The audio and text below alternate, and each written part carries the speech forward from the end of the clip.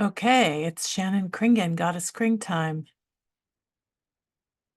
Sitting here feeling like I want to center, focus, balance, center, focus, balance, center, focus, balance. Okay. So this is Shannon Kringen, Goddess Kring on December 28th, 2023.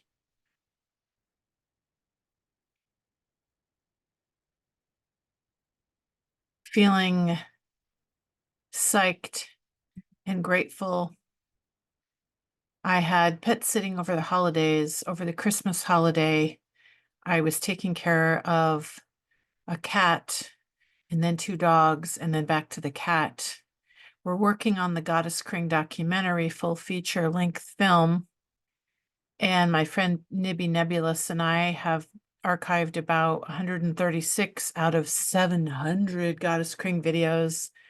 And I'm starting to circulate. I did a public access show for 15 years in Seattle, Goddess Kring, and some people have expressed interest in being interviewed for it. So these are and I want to preface this by saying I'm on the autism spectrum. So not that that's an excuse for me to be chaotic, ADHD. The part of me that's ADHD is chaotic. The part of me that's autistic is regimented and wants things the same and has a hard time with transitions. And I'm stubbornly obsessed with being repetitive. It's Goddess Kring. So I'm on the autism spectrum. So forgive me for being repetitive. And here is the questions that I'm asking people in email. And if you are a Goddess Kring fan, if you used to watch my TV show in Seattle from about 1995 or 6 to about 2010 or 11, how did you hear of the Goddess Kring TV show? Do you remember certain episodes or scenes that stick in your mind? What did you like or even not like about the show? Feel free to be honest. How did the show affect you then and now? And question number 5, share any story you want about your life at the time you watched the public access TV show called Goddess Kring. So those are the questions I have so far. This is to help me regenerate ideas for doing our documentary film, The Goddess Kring. I'm really inspired by the success of Fantasy Egg, It's a Mattress, the independent film in Seattle. I know and have worked with some of the people involved in that movie and the cast and the crew, and they're creative, nice, interesting people. I am wearing my necklace that I glued the rhinestones on and I continue to add more rhinestones to my car. This is my new shirt that I found that's got the sparkles here. And my dad sent me this necklace. It actually got munched in the mail. It's supposed to have more beads on it, but it's a beautiful peacock. Camera's not going to focus. Camera's there. Part of the beads are missing, but maybe that's perfect that it got messed up in the mail because my dad mailed it to me in a regular envelope for letters and it got cut partly mangled. It's kind of like symbolic of not being a perfectionist, symbolic of going with it. The problem of not being a perfectionist is if you're a perfectionist, then you, as an artist, you never think anything is good enough. And so you keep thinking, you keep working on it, or maybe you even procrastinate and you just think about working on your project, but you never think it's good enough or that you're ready enough to do your project, to make your movie or finish your whatever it is, like a series of 10 pieces of visual art that you want to put in a gallery, or you're writing a book, or you're writing I'm self-publishing a poetry book called Kringonian Pizzazz.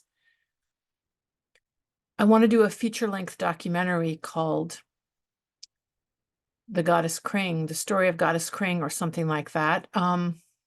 We have a song. We're doing an album. Okay, we're doing a goddess Kring album. Me and Dave Flowers from Interactive Jack Records. Look, if you Google that, Interactive Jack Records, you can hear music that he has done and other artists that he has helped produce. Streams on that website, Interactive Jack. There's the Goddess Kring Bandcamp. We are doing a Goddess Kring record. I am doing a Goddess Kring poetry book called Kringonian Pizzazz. I'm working on a song right now with Dave Flowers and a guy named JT from Interactive Jack Records called Distracted by Reality number 5. I'm excited about that. So there's the movie project, the archiving of my 700 episodes of Goddess Kring, and let's see, the movie, the music, and the poetry, and the archiving of the 700 Goddess Kring. But we are filling up hard drives with it. Thankfully, we have this device. So if you're a perfectionist, okay, lose your train of thought. I'm losing my train of thought. If you're a perfectionist, then nothing is ever good enough. But sometimes you can get fed up with being around people that are perfectionists, and then you say, screw it, I'm just going to be punk rock. And then you just throw something together that's maybe not even your best because you don't have patience. Like, I think some of my TV shows, it's a little overwhelming actually to look at my old episodes that I did and aired on TV. Every week I would do a new 28-minute episode, and then I would improvise it into the camera, and then I would just drop it off at the studio and they would play it. And I would just be like, wham, bam, thank you, ma'am. Do it again, do it again, do it again, do it again, do it again. So I was continuing to make new shows every week. And I'm proud of that. But some of my shows were really good and some of them were sloppy. And so the opposite maybe of being a perfectionist, because I have a tendency to go one way or the other. Maybe that's the autism, ADHD, autism, ADHD, autism, ADHD. Is that is being a perfectionist, then you never release or finish anything or publish anything because you're always working on it or procrastinating and thinking about working on it.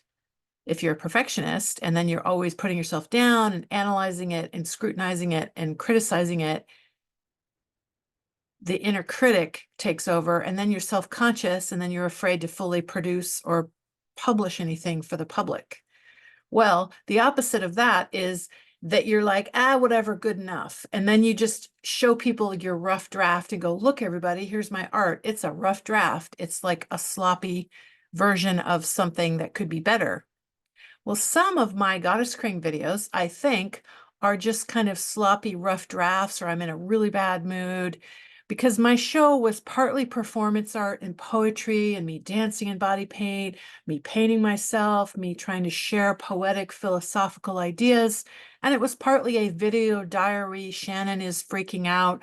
Shannon feels lonely and wants to share about her personal problems. Shannon is me, Shannon Kringen. My name is Shannon Nicole Kringen.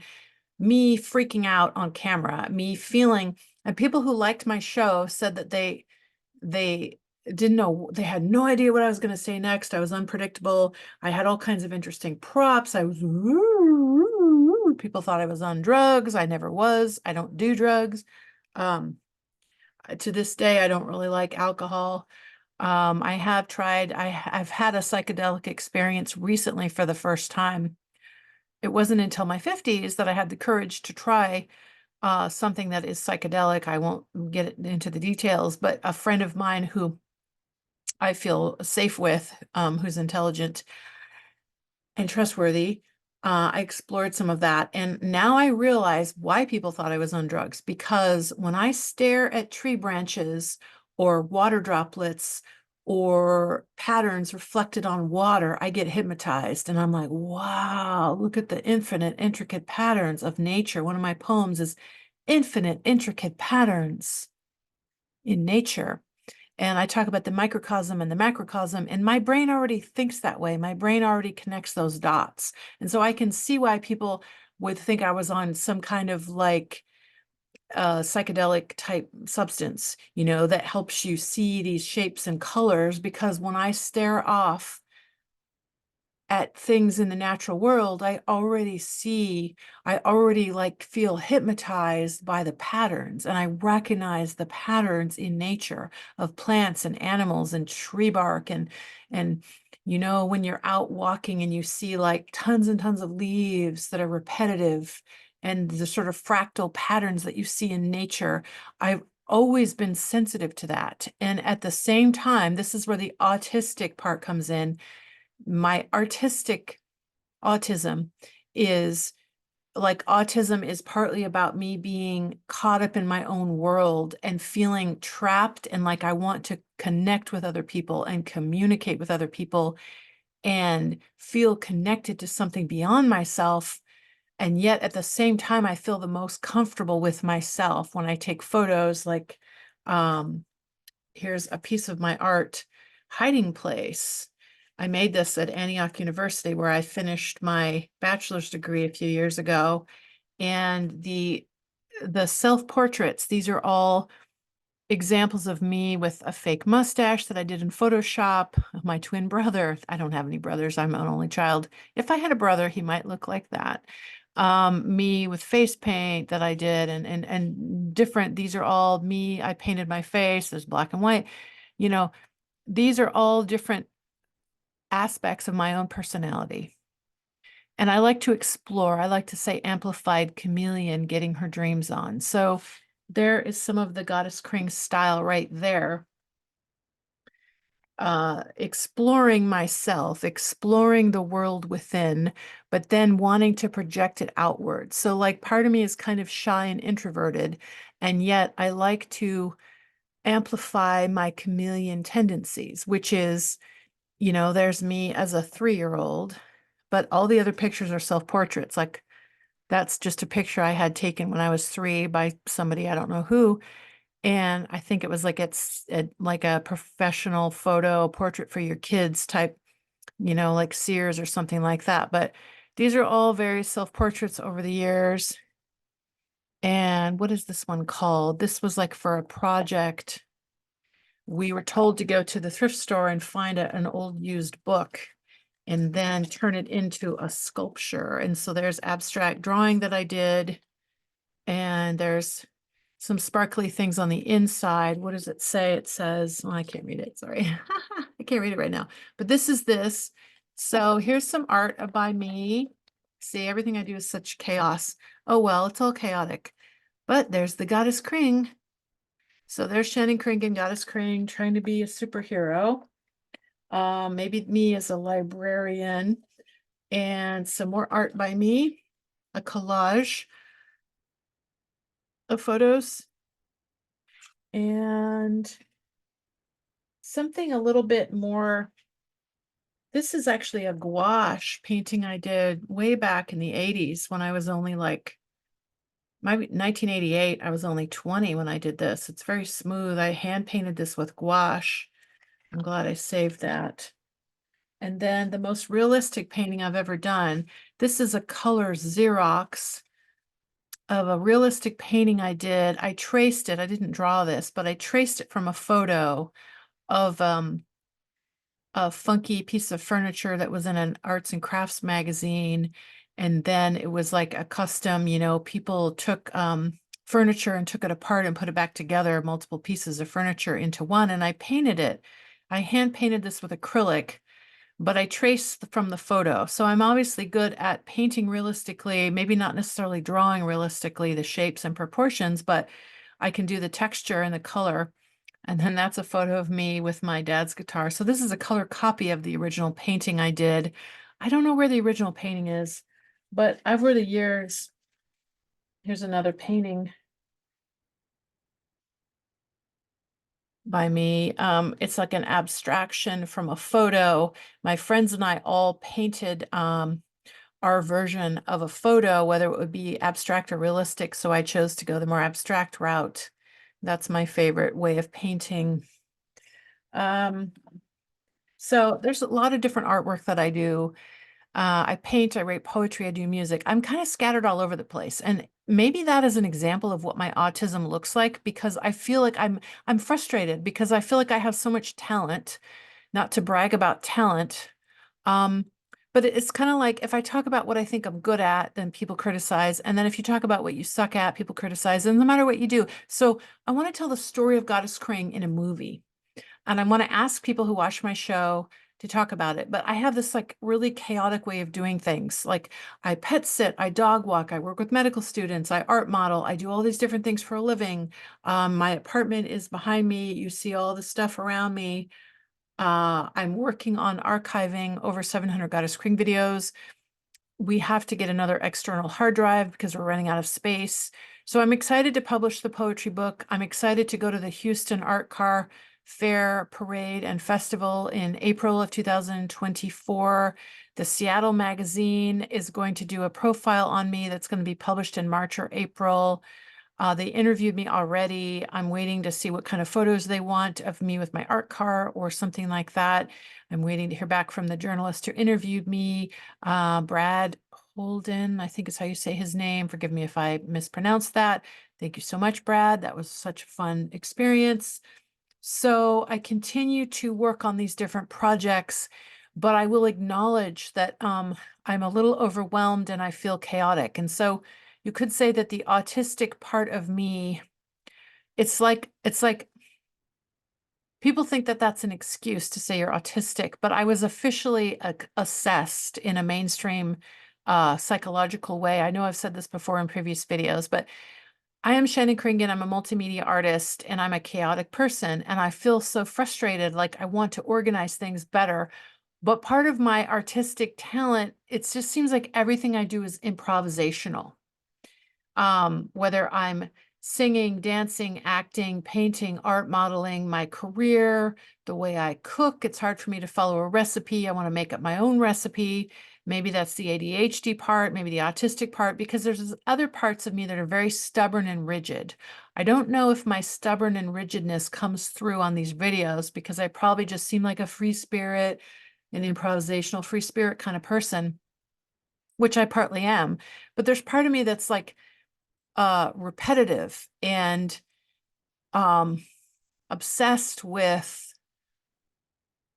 like I repeat myself because I feel like people aren't listening. The irony is that if you repeat yourself too much, people get bored and they don't want to listen, and that's sad.